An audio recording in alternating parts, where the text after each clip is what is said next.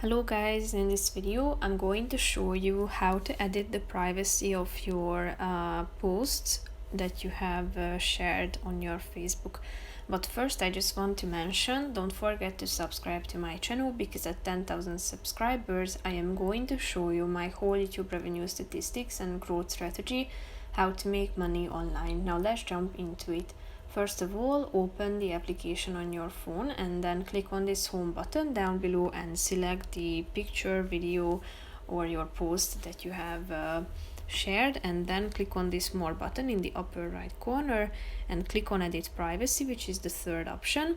So here you can select from 5 options: friends of friends, friends accept, and then as you click on this option you will be able to type in the name of those people with whom you don't want to share your story. So just simply type their name into this bar. You can select specific friends as your audience. Then you can also set it to completely private. So when you are done, click on the done button in the upper right corner and the privacy of your post will be updated automatically. So that's pretty much it for this video, guys. See you in the next one. Bye bye.